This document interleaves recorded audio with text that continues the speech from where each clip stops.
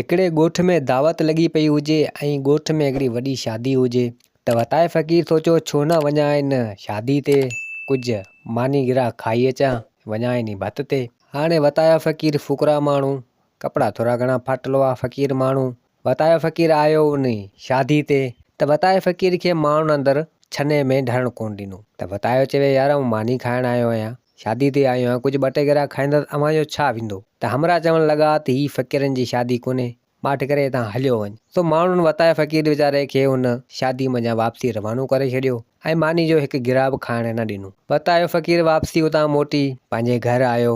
वताये फ़क़ीर छा कयो, हिकु सुठा कपिड़ा काटन जा पाए, पटको ॿधी ऐं हिकिड़ो घोड़ो हथ कयईं ऐं उन घोड़े ते चढ़ी सिधो आयो उन साॻी शादी में। त हाणे उते माण्हू फिरी आया वताये फ़क़ीर खे, अची घोड़ो उनजो झलियूं वताये फ़क़ीर जी आजा पिया कनि। वताये फ़क़ीर खे घोड़े तां लाथो, साईं साईं वताये फ़क़ीर खे पिया कनि ऐं वताये फ़क़ीर खे वठी उते छने में विहारियो ऐं तरह तरह जा ताम वताये फ़क़ीर जे लाइ खणी आया।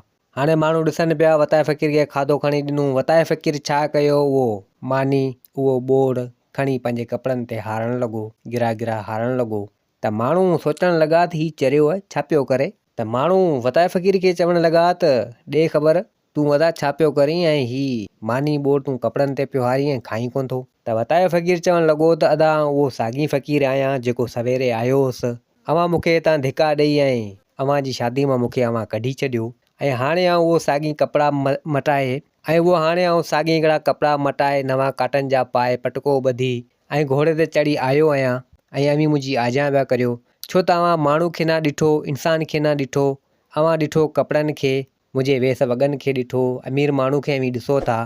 तंहिंजे करे हिन शादी जे भत ऐं मानी ॿोड़ जो हक़ सिर्फ़ु हिन कपिड़नि जो आहे। तंहिंजे करे आउं कपिड़नि खे खारायां पियो। जे अगरि इंसान जो हुजे हा त तव्हां मूंखे सवेर बि खारायो आहे, ऐं उहो साॻी फ़क़ीर आहियां। त माण्हू हिते हैरान थी विया ऐं शर्म महसूसु करणु लॻा ऐं दिलि में सोचणु लॻा त असांखे ईअं न करणु खपे हा। पोइ त वताये फ़क़ीर उतां मानी जो गिरा बि न खाधो, पर हिकिड़ी सम्झाणी उन माण्हुनि खे ॾेई छॾी। पोइ त वतायो उतां वापसी मोटी ऐं सिधो पंहिंजे घर आयो। इन ॻाल्हि मां इहो सबक़ु मिले थो त ग़रीब माण्हू जी का बि वैल्यू कोन्हे।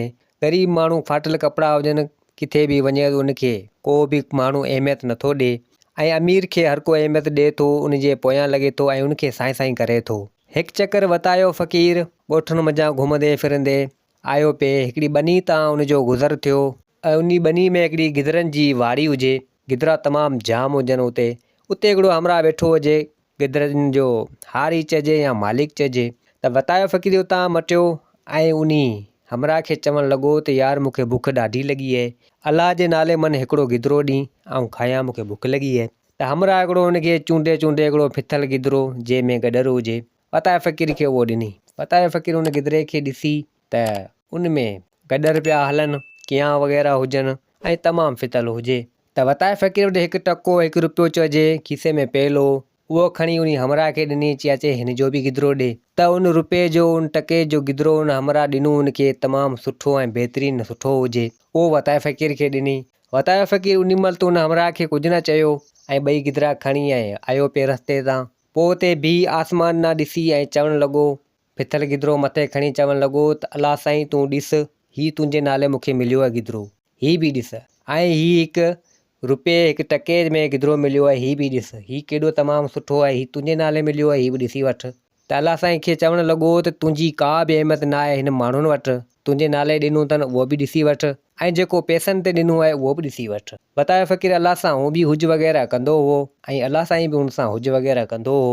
सो अॼुकल्ह पैसे जी अहमियत आहे, अलाह जी सोच त कंहिंखे बि न आहे, छो त अॼुकल्ह जा माण्हू ईअं ई थी विया आहिनि। उमेद आहे त दोस्तो हीअ वताये फ़क़ीर जा गुफ़्ता ऐं किस्सा तव्हांखे पसंदि आया हूंदा।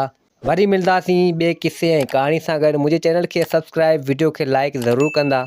जिते हुजो आबाद हुजो, अल्लाह हाफ़िज़।